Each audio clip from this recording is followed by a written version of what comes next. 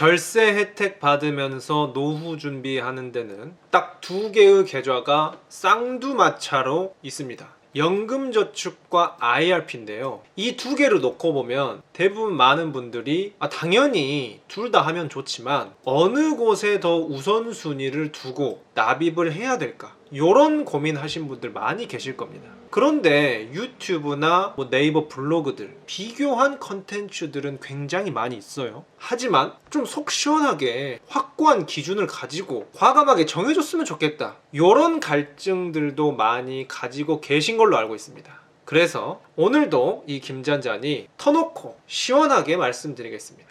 연금저축과 IRP에 대해서 6가지 핵심적인 차이에 대해서 짚어드리고요. 가장 중요하게 어떤 계좌가 더 좋을지에 대해서 이 김잔잔의 주관과 소신을 담아서 쉽게 설명을 드리고자 합니다. 제 의견에 동의하신 분들은 끄덕끄덕 하시고 팔로우 하시면 되시고, 혹시 제 의견에 동의하지 않으시더라도 이렇게 다양한 의견을 들으면서 오히려 힌트를 얻어서 자기만의 방식으로 승화시키는 그런 계기가 되는 영상이 되었으면 좋겠습니다.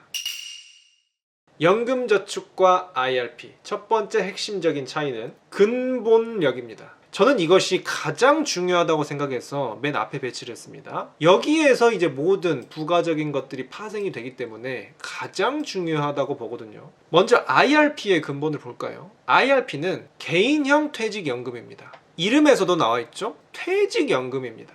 근본이 퇴직금 받는 전용 통장이 원래 근본입니다. 우리가 퇴직금을 수령할 때 요즘은 IRP 계좌 하나 만들어 오세요 라고 말을 하죠. 그래서 이 국가가 퇴직금이니까 우리가 세금을 걷지 말자 라는 측면에서 세금 혜택을 많이 부여를 해놨습니다. 이 세금 혜택을 보고 김잔잔 같은 사람들이 생각을 하기 시작한 거죠. 아니, 이 계좌 세금 혜택이 너무 좋기 때문에 퇴직금 외에 혹시 더 넣으면 안 되나요? 그러니까 국가에서는 좋지, 물론이지 하면서 허락을 해준 겁니다. 그래서 IRP 통장의 본질은 퇴직연금 전용 통장이 맞습니다. 하지만 여기에 부가적으로 사람들이 개인 돈을 넣기 시작하면서 절세용 저축 통장으로 활용을 하기 시작합니다. 그래서 이 IRP가 핫해졌다 라고 볼 수가 있는데, 하지만 반면에 연금저축의 근본은 무엇이냐? 벌써 이름부터 나와 있죠. 연금저축입니다. 딱 봐도 뭐다? 노후 준비를 위한 절세 계좌로 애초에 본질적으로 노후 준비하는데 세금 공제를 해주겠다, 이런 역할로 만든 것이 바로 연금저축입니다. 그래서 IRP는 어쩌다가 노후 준비용 절세 계좌가 된 형국이고, 연금저축은 원래 근본 자체가 노후 준비용 절세 계좌다 라는 측면에서 연금저축이 훨씬 더 근본력이 있어 보인다. 그렇기 때문에 이제 이어서 여러 가지 차이들이 발생하게 됩니다. 두 번째 연금저축과 IRP의 차이입니다. 바로 자유도의 차이인데요. IRP는 필수 조건이 있습니다. 전체 자산의 30%는 안전자산으로 채워야 한다는 의무가 있습니다. 이런 상품들로 채워야 한다. 제가 여기에 관련해서는 디테일하게 영상으로 따로 다뤄드렸습니다. 왜 이렇게 30% 조건을 걸어놨냐? 이거는 원래 퇴직금 보관 용도이기 때문에 퇴직금을 너무 공격적으로 굴리지 말고 안전하게 굴려라 라는 측면에서 이렇게 제약을 걸어놓은 겁니다. 하지만 연금저축은 어떻죠? 필수 조건? 그런 거 전혀 없습니다. 자유롭게 아무런 제약 없이 저축할 수 있다. 연금저축이라고 위험한 것도 아닙니다. 자유도가 보장되었기 때문에 내가 안전하게 굴리고 싶으면 내가 안전하게 굴리면 돼요. 여기서 김잔잔 꿀팁 들어가죠. 연금저축에서 은행 예금만큼 안전하게 굴릴 수 있는 방안들이 무엇일까? MMF, 제가 영상으로도 소개해드렸는데, 자산가들 사이에서는 거의 현금성 자산으로 통하는 안정적으로 이자가 나오는 MMF라는 단기성 자금 펀드, 최근에 제 채널에서 굉장히 많은 분들께서 호응을 보여주셨던 금리형 ETF, 오히려 예금보다 더 좋은 점이 많습니다. 오히려 좋습니다. 그리고 단기 채권 ETF, 이런 것들 넣을 수 있습니다. 그런 측면에서 IRP는 30%라는 제약을 걸어두고 연금저축은 아주 시원하게 자유도를 100%를 부여했다는 점에서 첫 번째로 연금저축이 훨씬 메리트가 있다라고 저는 말씀을 드리고 싶고요. 세 번째, 연금저축과 IRP의 차이점입니다. 수수료입니다. IRP는 놀랍게도 기본 관리 수수료라는 게 존재합니다. 그래서 매년 비용이 발생하는데요. 이게 어이없는 게 그냥 돈을 넣어놓고 투자를 안 하고 돈만 넣어놔도 일정 비율을 매번 그냥 계좌 관리 수수료로 매년 비용이 부과됩니다. 그냥 생돈이 나가는 거예요. 생돈이 증권사 은행한테 나가는데 연금저축은 반면에 어떻죠? 또 너무 대비됩니다. 수수료가 없습니다. 관리 수수료? 그런 거 없다. 이것도 왜 그런가 생각해 보면은 근본의 차이에서 발생합니다. 이 IRP 같은 경우는 퇴직금이기 때문에 이 은행들 입장에서는 어차피 직장인들이라면 다 있는 거 아니야? 전 국민이 다 고객이네. 수수료나 많이 챙겨야겠다. 돈벌이 할 생각만 가득 차게 된다 라고 볼 수가 있는데요. 하지만 연금저축은 어떻죠? 의무가 아닙니다. 이런 소비자들이 주체적으로 판단하고 의지가 있는 사람만 적극적으로,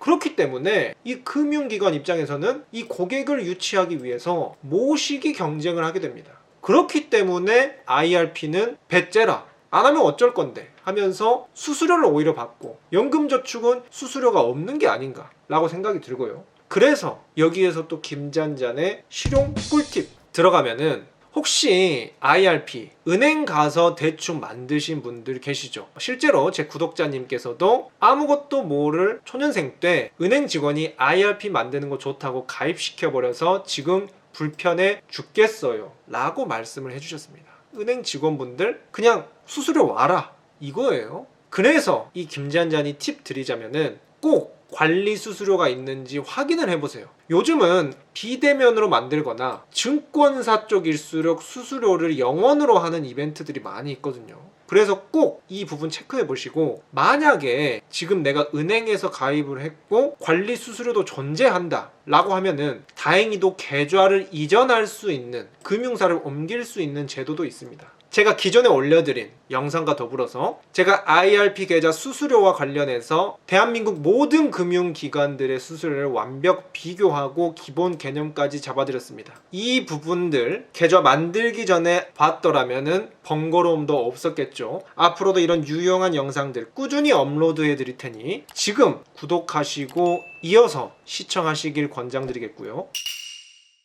다음으로 연금저축과 IRP 네 번째 차이점은 바로 중도 인출입니다. IRP나 연금저축이 목돈을 맡겨놓다 보니까 비상시에 중도 인출을 해야 될 때가 있어요. 그런데 IRP와 같은 경우는 중도 인출 조건이 까다롭거든요. 법적으로 정해져 있습니다. 그래서 여기에 해당되는 사람만 중도 인출이 가능하고, 그것이 아니라면은 내가 이 IRP에서 돈을 조금이라도 빼고 싶으면은 아예 그냥 전체를 전액을 해지해 버려야 됩니다. 그러면 내가 그 전액을 해지하면은 그 전액에 대해서 기타 소득세 16.5%라는 세금이 부과가 되어버리는 거거든요. 내가 필요하지 않는 부분까지 세금이 물려버리는 이런 난감하고 짜증난 상황이 발생하게 됩니다. 하지만 반면 연금저축은 어떻냐? 법적 기준? 그런 거 전혀 없습니다.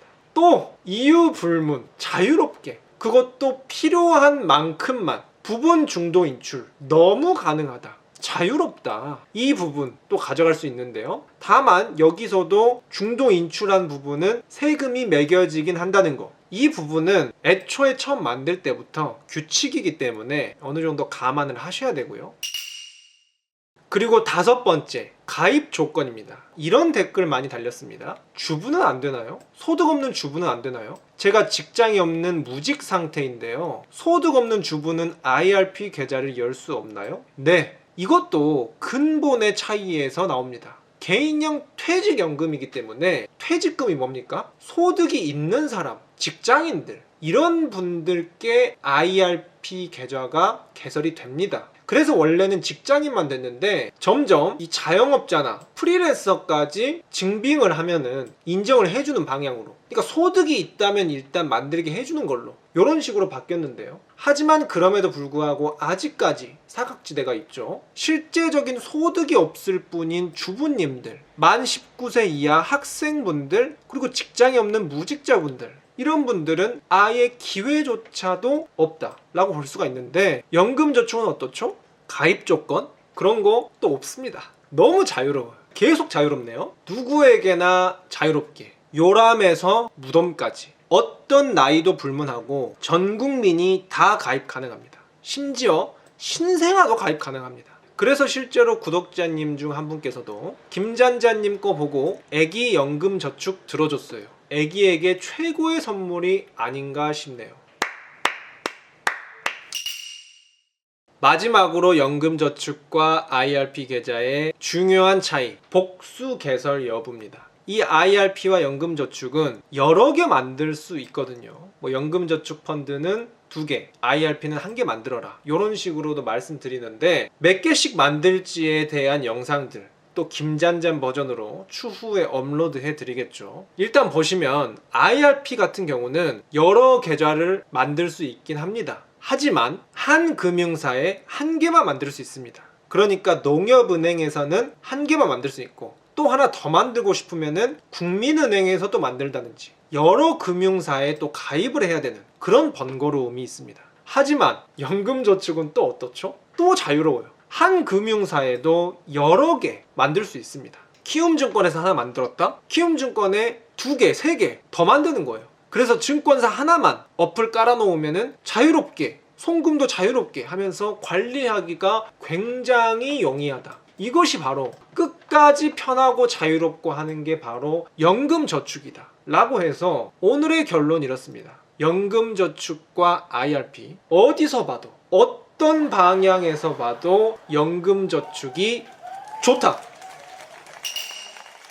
마지막으로 요거 하나 다루고 마치고자 하는데요. 연금저축과 IRP 하면 가장 많은 질문이고, 특히 MZ세대들이 가장 많이 하는 질문입니다. IRP와 연금저축, 이거 좋은 건 알겠는데요, 이거 좀 돈이 묶이는 거 아닌가요? 중간에 인출을 한다고 해도 16.5% 세금을 떼야 되잖아요. 이것 때문에 좋은 건 알지만 가입하지 않으시고 망설이고 계신 분들이 많은 것으로 알고 있습니다. 그래서 김잔잔이 보여드리겠습니다. 중도 인출에 대한 팩트체크, 정말로 중도 인출을 했을 때 손해를 보는가, 그냥 시원하게 하면 안 되나 라는 부분에 대해서는 이제 많은 분들 눈치채고 계시죠? 바로 다음 영상에서 또 깔끔하고 시원하고 재미있게 다뤄드리도록 하겠습니다. 올라오자마자 보시려면 지금 구독과 더불어서 알림 설정까지 눌러주시고요. 오늘 영상 도움이 되셨다, 좋아요 한 번씩 눌러주셔서 응원해주시면 감사하겠고요. 또 주위 소중한 사람에게 영상 공유해주시면 이 김잔잔이 앞으로도 힘내서 재미있게 영상 컨텐츠 업로드하는데 도움이 될 것 같습니다. 그럼 다음 영상에서 또 유익한 꿀 정보와 함께 찾아뵙도록 하겠습니다.